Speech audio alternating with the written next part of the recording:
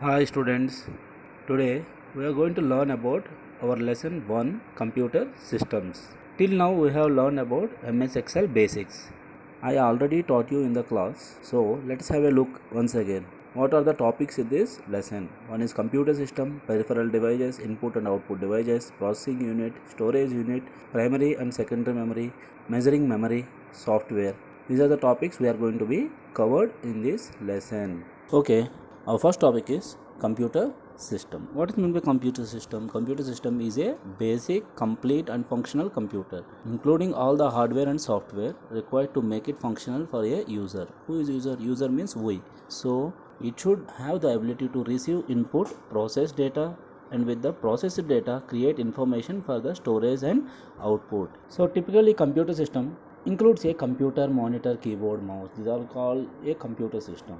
What is the work of the computer system? It will take the data from us and it will process the input inside and it will process the data, then it will show the output to us. If we want to save our data, we can save it in our computer also, but it's a computer system. These are all includes a computer system. You can see here a speaker, keyboard, mouse, monitor, CPU, CD drive, floppy disk, printer. These are all include the computer system.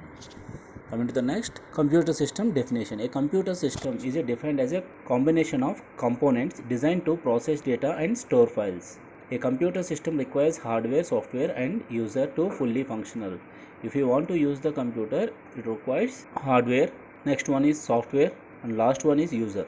Without user we cannot operate the system. So I already told you, software means which we can touch and see and feel it is called a hardware, and software means which we cannot touch but we can see and feel it, that is called a software. Our next topic is peripheral devices. A peripheral device is generally defined as any auxiliary device such as a computer, mouse or a keyboard that connects to the work and works with the computer in some way. Other examples of peripheral devices are expansion cards, graphic cards, image scanners, tape drivers, microphones, loudspeakers, webcams and digital cameras. These are all comes under peripheral devices. You can have a look here. These are all comes under the peripheral devices. The devices which making the support to our computer system, those are called peripheral devices. It includes all the parts which you are seeing here. Our topic is next one, input and output devices. Input devices means what? The device which is taking input from us. For example, keyboard, we are typing the data. Mouse, we are interfering the screen. Touchpad, we are touching the mobile touchpad. You know that mobile touchpad, by using mobile touchpads we are dialing the phone numbers, we are playing the games. That is a touchpads. Scanner, microphone, digital cameras, barcode readers. Scanner means which scans our document. Microphone, headphones is the best one for the example of microphone. Digital cameras, it is taking the photographs from our professional and personal life. Barcode readers, barcode reader means if you saw in that markets, they used to scan the, these are all called barcode readers, scan the particular item, that is called barcode reader. Next one, joystick, you play the games, that is called joystick. Webcam means it is used to take the photos from the, like laptop is having the camera, that is called webcam, etc. Let's have output devices. Few examples of output devices are printers, which is used to take the printouts and question paper printouts. These are all examples of the printers. Next one is projector. You might be knowing in the classrooms you see the projectors. Next one is monitors, speakers, headphones, etc. These are all comes under the output devices. Students, don't get confused on the headphone and microphone. Microphone is used to record any voice. Headphone is used to listen the songs. That much difference is there. So these are all comes into the output devices. Coming to our next topic is processing unit. Processing unit means what? A central processing unit is an important part of every computer. It is like CPU. It is the heart of the computer. So CPU sends signals to the control to other parts of the computer, almost like how our brain controls a body. A CPU is an electronical machine that works on list of computer things to do called instructions. Suppose whatever the task you are giving in the computer, for example typing, painting, drawing, these are all comes into the computer tasks.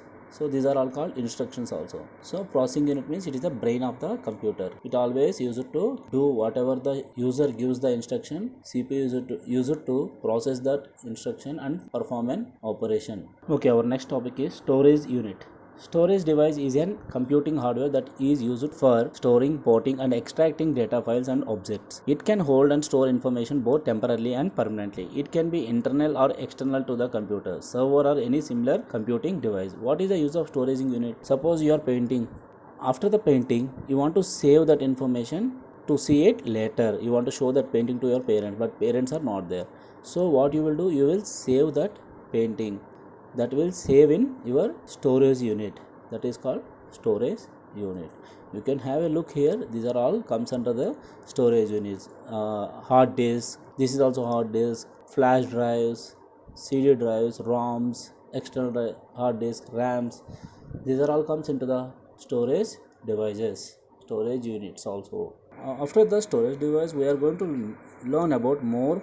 That is called primary and secondary memory. Primary memory means what? Which is called main memory of the computer, which can be directly accessed by the central processing unit like RAM. For example, better example I am going to tell you. So you are making a house in the paint. You didn't save that one, but it is still appearing in the computer. Where it will be stored? For the time being, it will be stored in the RAM. RAM is called a primary memory. Then what is meant by secondary memory? It is an external storage device which can use it to store data or information permanently. Suppose after making the house in the paint, you want to save it permanently. Then what you will do? You click on save button and you choose the location and you will click on save. Like pen drives, you want to save the data in pen drives, memory cards, D drive, U drive. These are all comes to the secondary memory. I hope you understand this topic. Students, I already told you how this memory can be measured.